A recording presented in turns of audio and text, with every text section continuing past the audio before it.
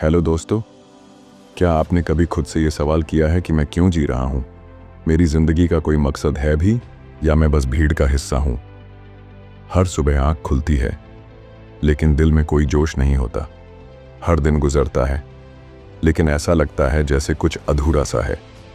खुश तो हैं, पर सच्ची वाली खुशी जैसे कहीं खो गई है। अगर आप भी ऐसा महसूस करते हैं, तो यकीन मानिए, आप अकेले नहीं हैं। आप जानते हैं, जापान के लोग 100 साल से भी ज़्यादा जीते हैं, बिना बुढ़ापे की थकान, बिना तनाव, बिना शिकायत। वो हर सुबह मुस्कुराते हैं, काम पर जाते हैं, बिना रिटायर हुए, जिंदगी को जिए जा रहे हैं। आखिर ऐसा क्या राज है उनके पास? क्या कोई गुप्त दवा है या फिर कोई दिव्य योग? नहीं, उनके पास है एक शब्द, इकिगाई। एक ऐसा जापानी दर्शन जो बताता है आप क्यों जी रहे हैं, आपका असली उद्देश्य क्या है। अगर आप भी रोज थक कर उठते हैं, जिंदगी का कोई मकसद नहीं दिखता, तो रुकिए, क्योंकि आज हम खोलेंगे वो रहस्य जो आपकी जिंदगी की दिशा बदल सकता है। तो हो जाइए तैयार अपने इकिगाई को खोजने की इस अद्भुत यात्रा पर निकलने के लिए। हर इंसान के भीतर एक ऐसी चिंगारी होती है जो उसे सिर्फ जिंदा रहने से ऊपर उठाकर जीवन को पूरी तरह जीने की आग में बदल सकती है। उसी चिंगारी का नाम है इकिगाई। इकिगाई एक जापानी शब्द है। इकी का मतलब होता है जीवन और गाय का मतलब उद्देश्य या कारण, यानी जीवन का वो कारण जिसकी वजह से आप हर सुबह उठते हैं, वो वजह जो आपको ऊर्जा देती है, उत्साह देती है और जीने की प्रेरणा देती है। कुछ लोगों के लिए इकिगाई उनका परिवार होता है, कुछ के लिए उनका काम और कुछ के लिए समाज की सेवा, संगीत, कला या किसी समस्या का समाधान। इकिगाई का मतलब ये नहीं कि आपको बड़ा आदमी बनना है, बल्कि वो काम ढूंढना है जो आपके दिल को गहराई से खुशी दे। इस अध्याय में लेखक हमें ले जाते हैं जापान के एक छोटे से द्वीप ओकिनावा में, जहां दुनिया के सबसे अधिक 100 साल जीने वाले लोग रहते हैं। इन लोगों में खास बात यह है कि वे आज भी एक्टिव और खुश रहते हैं, उन्हें ज़्यादा बीमारियां नहीं होती और सबसे बड़ा रहस्य, वे कभी रिटायर नहीं होते। एक 102 साल की महिला हर दिन बागवानी करती है, एक 100 साल का आदमी अब भी मछली पकड़ता है। क्यों? क्योंकि यही उनका इकिगाई है। लेखक बताते हैं कि इकिगाई सिर्फ एक भावनात्मक विचार नहीं, बल्कि वैज्ञानिक रूप से साबित हो चुका है कि जिन लोगों का जीवन में स्पष्ट उद्देश्य होता है, उनका दिमाग ज़्यादा स्वस्थ रहता है, शरीर में तनाव कम होता है और वे ज़्यादा लंबे समय तक जीते हैं। एक रिसर्च में पाया गया, जिन लोगों ने अपना इकिगाई खोज लिया था, उनमें हार्ट अटैक और स्ट्रोक की संभावना बहुत कम हो गई। कैसे समझें कि आपका इकिगाई क्या है? इकिगाई 4 बातों के मिलने से बनता है। आपको क्या पसंद है? पैशन। आप किस में अच्छे हो? प्रोफेशन। दुनिया को क्या चाहिए? मिशन। और जिसके लिए आपको भुगतान मिल सकता है? वोकेशन। जहां ये चारों मिलते हैं, वहीं है आपका असली इकिगाई। लेकिन लेखक कहते हैं, इकिगाई को कोई बाहर नहीं देगा, ये आपके अंदर है।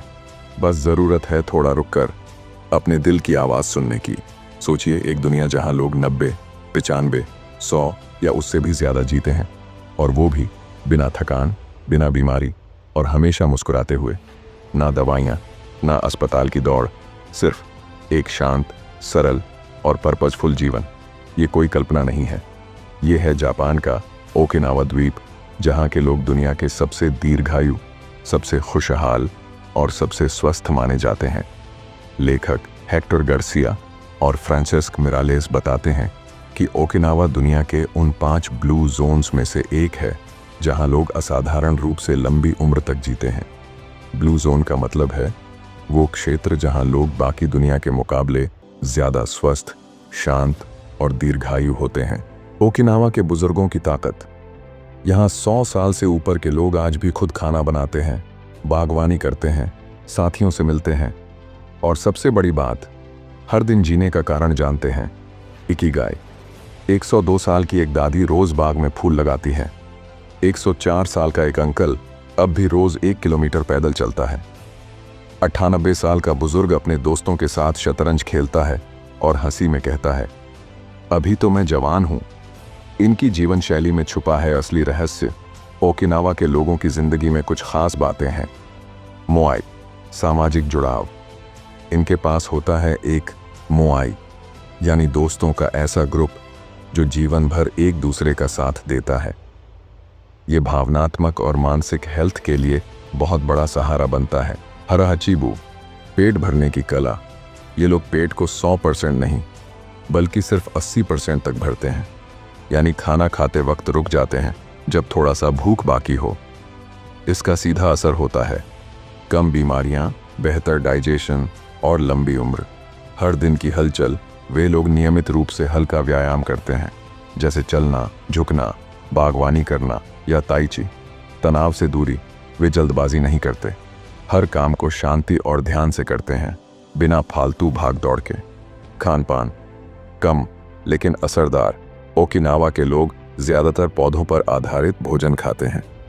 हरी पत्तेदार सब्जियां, टोफू, सोया, सीवीड, मीठा बहुत कम, ग्रीन टी, माचा और ज्यादा पानी। मोटापा, ब्लड प्रेशर, डायबिटीज सब कुछ रेयर है वहाँ। मेंटल फिटनेस भी ज़रूरी है, इसलिए वो लोग किताबें पढ़ते हैं, नई चीज़ें सीखते हैं, रोज़ अपने इकिगाई को जीते हैं। इससे उनका दिमाग भी तेज़ और दिल भी हल्का रहता है। सोचिए, अगर ओकिनावा के लोग 100 साल तक मुस्कुरा सकते हैं तो हम क्यों 40 की उम्र में ही थकने लगे हैं।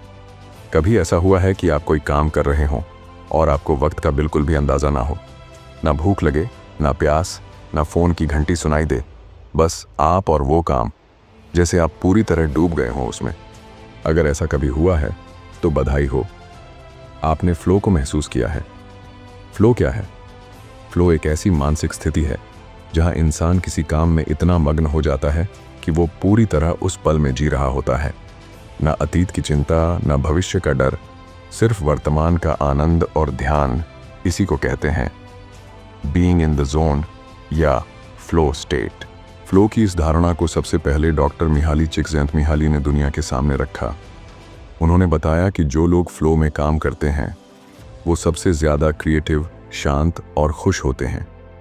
फ्लो में काम करना यानी आप ना तो बोर हो रहे हैं, ना ही दबाव में, बल्कि बिल्कुल संतुलन में हैं, फोकस्ड, जॉयफुल, प्रोडक्टिव। इकिगाई किताब में फ्लो की पहचान के लिए 7 खास संकेत दिए गए हैं।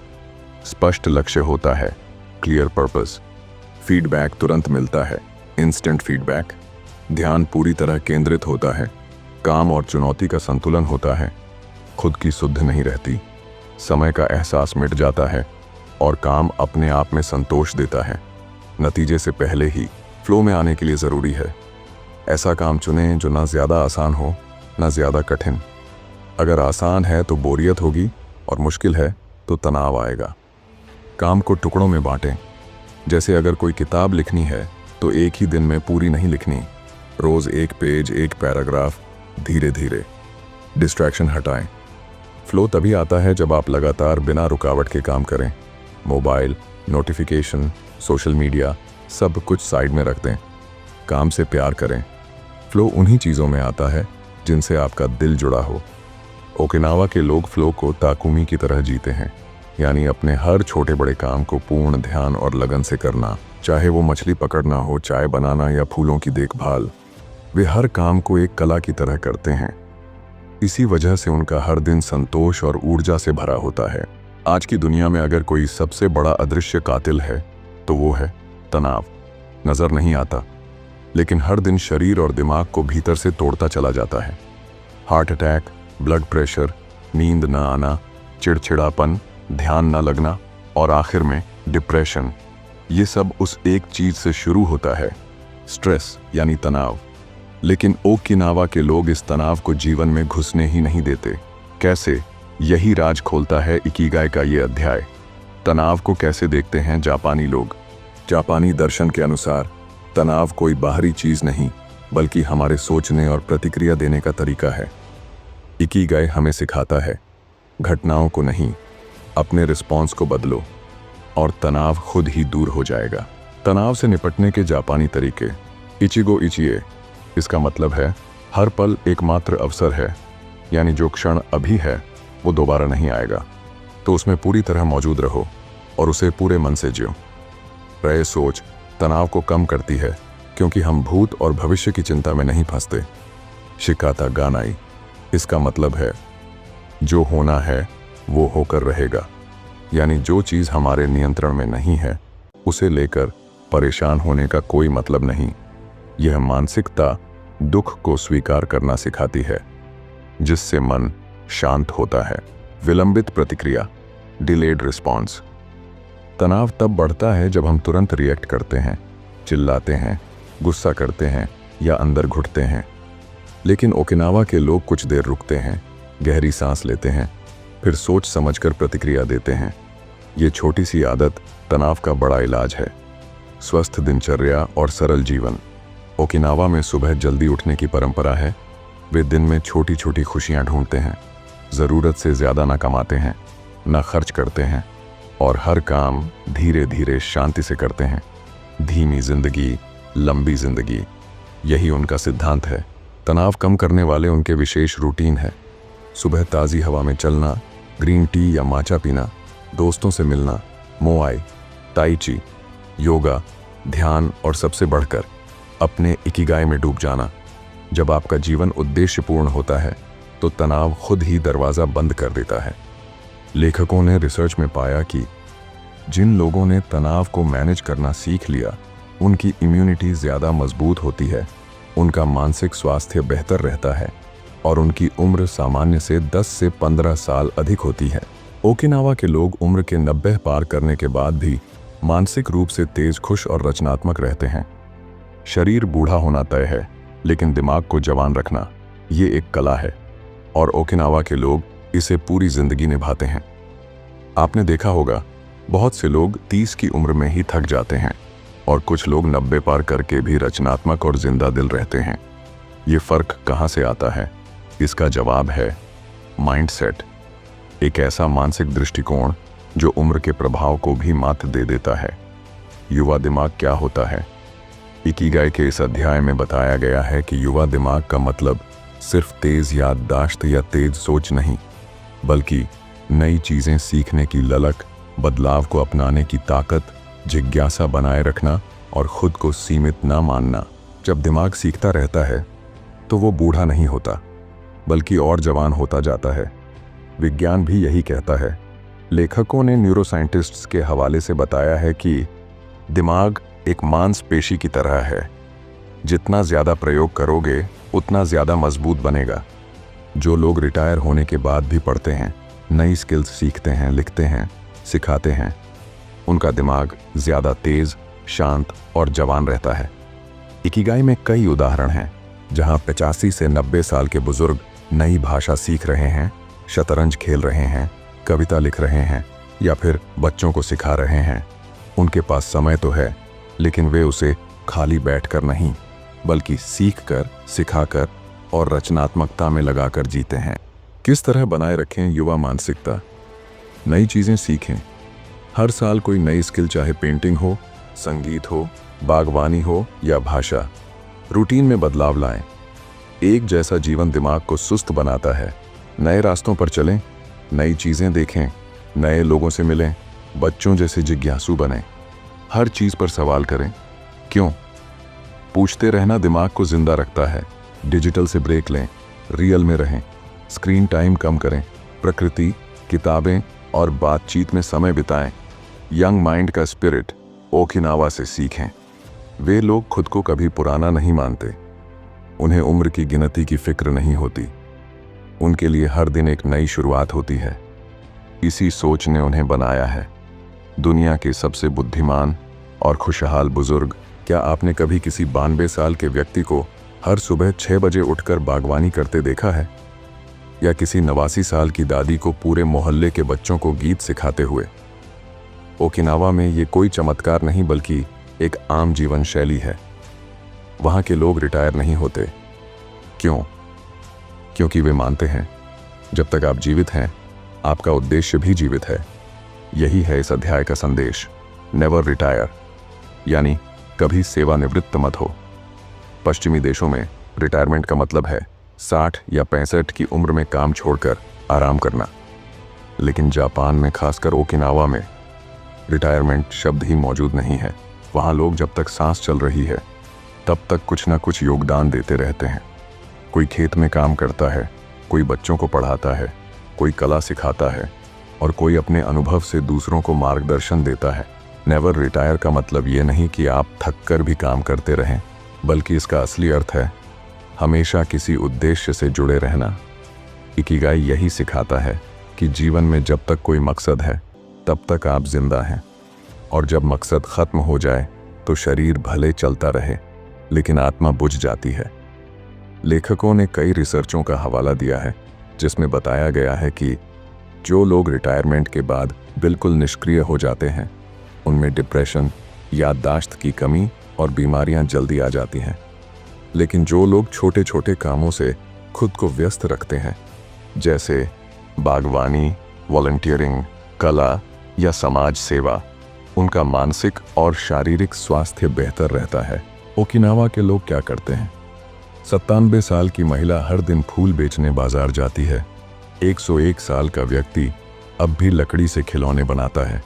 90 से अधिक उम्र में लोग खेती करते हैं, अपने हाथ से खाना बनाते हैं, दूसरों की मदद करते हैं। उनके लिए काम बोझ नहीं बल्कि इकिगाई है। आप नेवर रिटायर कैसे रह सकते हैं? अपनी स्किल्स को दूसरों को देना शुरू करें। जो आता है वो सिखाइए, बच्चों को, दोस्तों को, समाज को। हर दिन एक छोटा लक्ष्य रखें। वो छोटा सा मकसद ही आपकी ऊर्जा का स्रोत बनता है। मैं बूढ़ा हो गया जैसी बातें दिमाग से निकाल दें। उम्र आपकी आत्मा की नहीं होती, सिर्फ शरीर की होती है। काम का तरीका बदलिए। मकसद नहीं, अगर दौड़ नहीं सकते तो चलिए, नहीं चल सकते तो बैठकर सिखाइए, लेकिन रुकिए मत। तो अब सोचिए, क्या आप सिर्फ जिंदा हैं या सच में कोई उद्देश्य लेकर जी रहे हैं? अगर आप किसी जापानी बढ़ई को लकड़ी काटते देखेंगे या किसी जापानी शेफ को चाकू चलाते हुए, तो आपको लगेगा कि वो सिर्फ काम नहीं कर रहा बल्कि कोई ध्यान, मेडिटेशन कर रहा है। क्यों? क्योंकि जापान में सिखाया जाता है हर काम, चाहे वो छोटा हो या बड़ा, अगर पूरी निष्ठा से किया जाए तो वो कला बन जाता है। और इस कला का नाम है तकुमी। तकुमी क्या है? तकुमी का मतलब होता है क्राफ्ट्समैनशिप, यानी कोई भी कार्य इतनी कुशलता, लगन और ध्यान से करना कि वो केवल काम ना रहकर एक आत्मिक अभिव्यक्ति बन जाए। चाहे लकड़ी तराशना हो या मिट्टी के बर्तन बनाना, चाहे नूडल्स काटना हो या चाय बनाना, हर काम में जापानी लोग तकुमी को जीते हैं। इकिगाई हमें हमारे जीवन के उद्देश्य से जोड़ता है और तकुमी हमें उस उद्देश्य को संपूर्णता से निभाने की कला सिखाता है। इकिगाई बताता है क्यों करना है और तकुमी सिखाता है कैसे करना है ताकि हर बार बेहतर हो। तकुमी की गहराई। जापानियों से सीखिए। इकिगाई किताब में एक शेफ की कहानी दी गई है जो 60 साल से सिर्फ टोफू बना रहा है, लेकिन आज भी हर दिन वो नई लगन और सजगता से काम करता है। उससे जब पूछा गया, आप ऊबते नहीं इस एक ही काम से? उसने मुस्कुराकर जवाब दिया, मैं नहीं जानता कि टोफू में क्या बदलता है, लेकिन हर दिन मैं बदलता हूँ और जब तक मैं बदलता रहूँ मेरा काम भी नया रहेगा। जब हम किसी कार्य में पूर्ण रूप से जुड़ जाते हैं तो हमारा दिमाग फ्लो में चला जाता है। इससे तनाव घटता है, आत्मविश्वास बढ़ता है और काम में गहराई से खुशी मिलती है। ताकुमी हमें सिखाता है कि तेज और ज्यादा नहीं बल्कि धीमा और गहरा बेहतर होता है। आप अपने जीवन में तकुमी कैसे ला सकते हैं? हर काम को सम्मान से करें। कोई काम छोटा या बड़ा नहीं, उसे कैसे किया जाए यही महत्वपूर्ण है। मास्टर बनने की सोच रखें, ना कि जल्दी खत्म करने की। अगर खाना बना रहे हैं तो ध्यान दें, अगर झाड़ू भी लगा रहे हैं तो पूरी सजगता से करें। हर बार थोड़ा और बेहतर करने की कोशिश करें।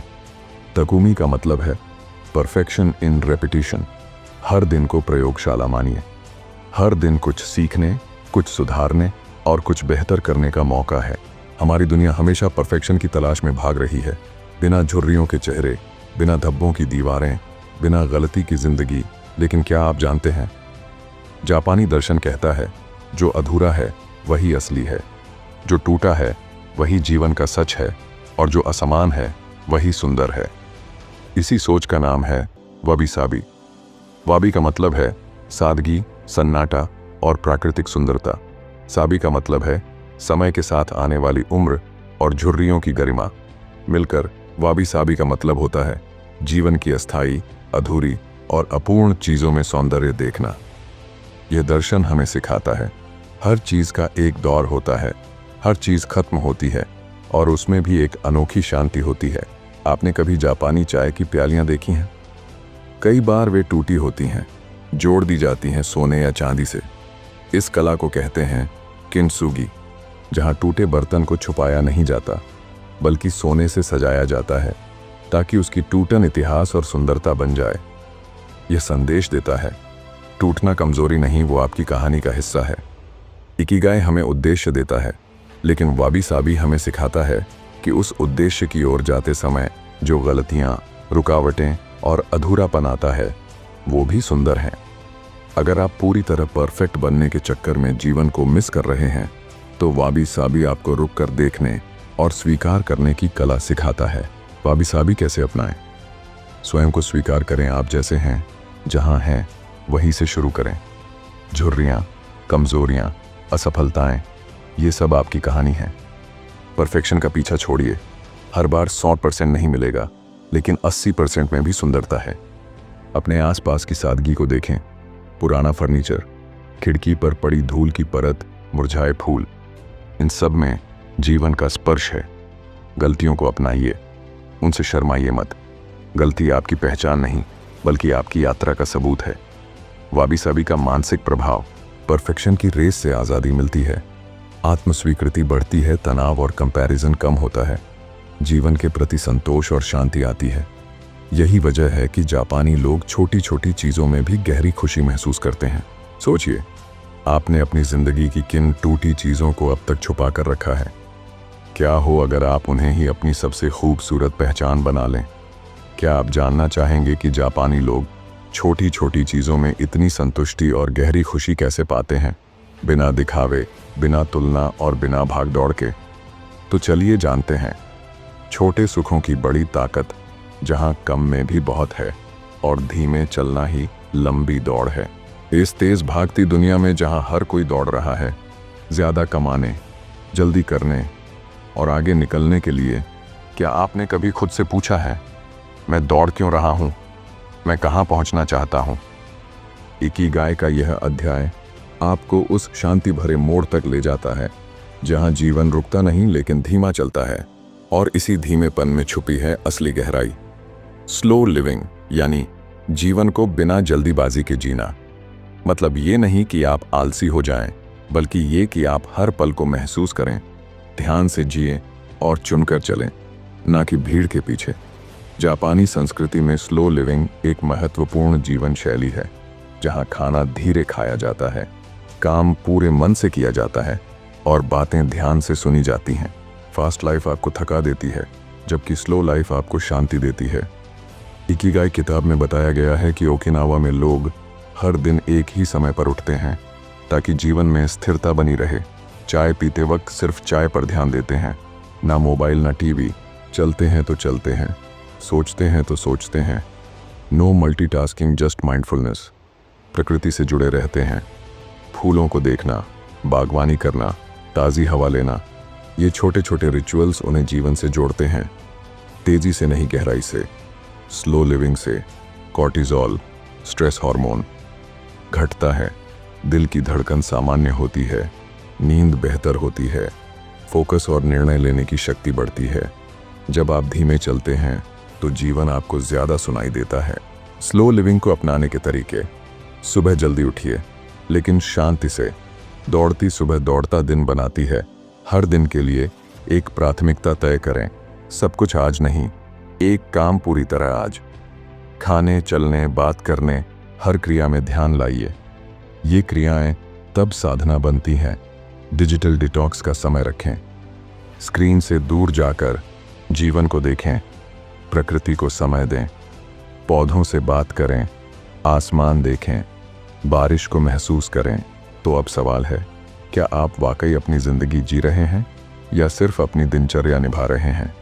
और क्या है वो जापानी रहस्य जिससे लोग हर दिन ऊर्जा और आनंद से भर जाते हैं, बिना थकान, बिना कंपैरिजन, बिना दिखावा? तो चलिए जानते हैं इस किताब की सबसे दिल को छू लेने वाली सच्चाई को जो सामने लाता है। सच्चा सुख और लंबी उम्र का राज। कभी सोचा है क्यों कुछ लोग अकेलेपन में टूट जाते हैं, जबकि कुछ बुजुर्ग 95 साल की उम्र में भी मुस्कुराते हुए खेत में काम कर रहे होते हैं? ओकिनावा की गलियों में इसका जवाब एक ही शब्द में छुपा है, मोआई। एक ऐसा रिश्ता जो सिर्फ दोस्ती नहीं होता, बल्कि एक जीवन रक्षा समूह होता है। मोआई का मतलब है समान सोच वाले लोगों का ऐसा समूह जो जीवन भर एक दूसरे का साथ निभाते हैं। यह केवल दोस्ती नहीं होती, बल्कि एक सामूहिक जिम्मेदारी होती है। दुख में साथ देना, ज़रूरत में मदद करना, उत्सव में शामिल होना और अकेलेपन से बचाना। इकिगाई किताब में बताया गया है कि हर बच्चे को बचपन से ही मोआई में शामिल किया जाता है। ये मोआई जीवन भर बना रहता है। 60, 80 या 100 साल तक वे हर हफ्ते साथ बैठते हैं, बातें करते हैं, खाना खाते हैं, गाते हैं और एक दूसरे की हालचाल लेते हैं। वहाँ अकेलापन एक शब्द है, लेकिन एक अनुभव नहीं। मोआई का असर लंबी उम्र पर क्या होता है? जापान में, खासकर ओकिनावा में, बुजुर्ग अकेले नहीं होते। उन्हें भावनात्मक समर्थन, सुरक्षा और अपनापन मिलता है, और यही चीज़ें उन्हें खुश, शांत और दीर्घायु बनाती हैं। इकिगाई तभी टिकता है जब उसके साथ चलने वाले लोग हों।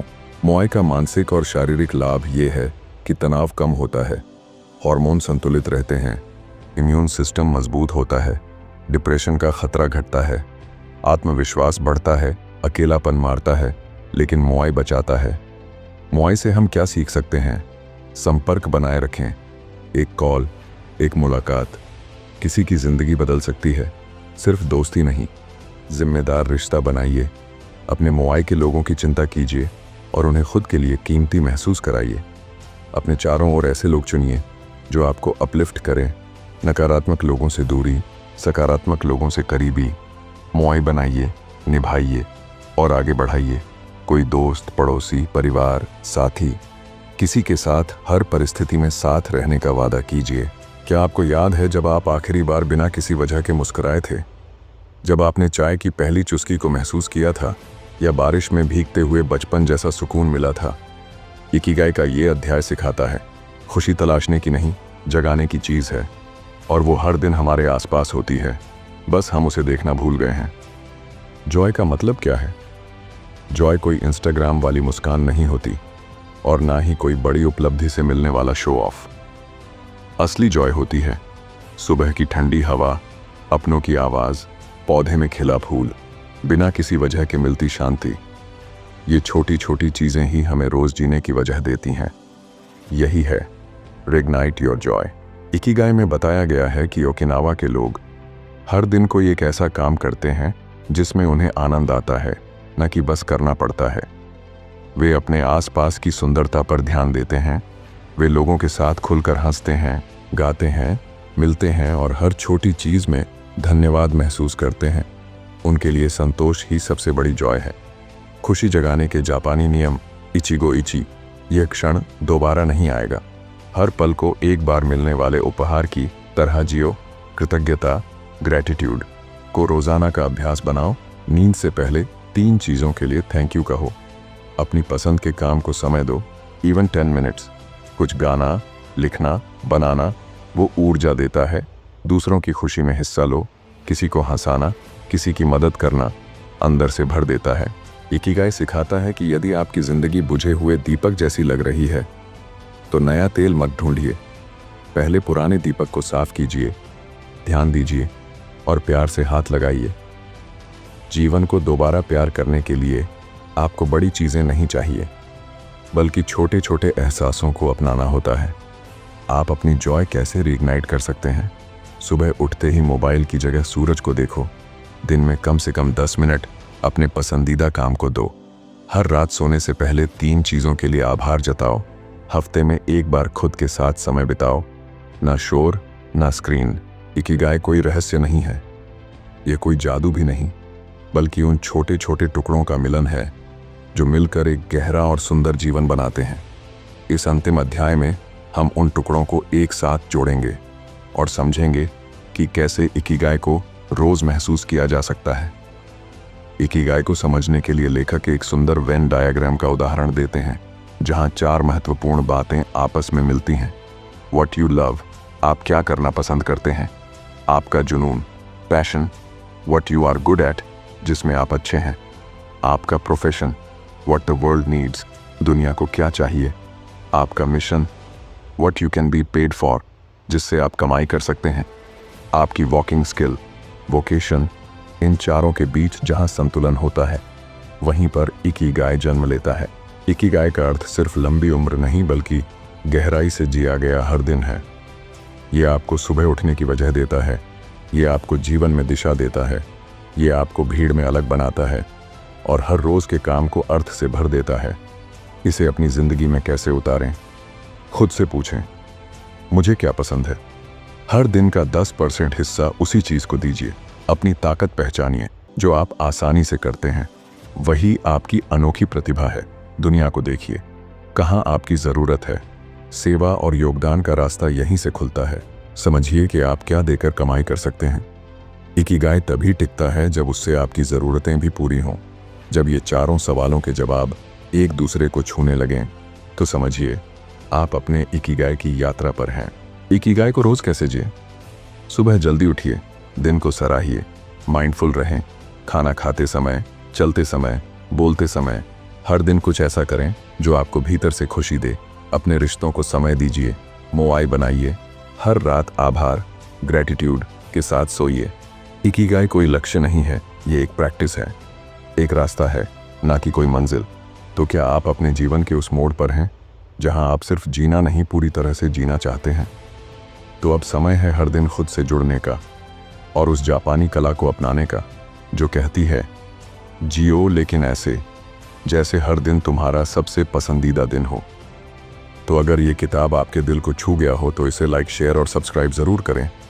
तो मिलते हैं अगले वीडियो में एक नई किताब, नई सोच और नई ऊर्जा के साथ। तब तक के लिए धन्यवाद।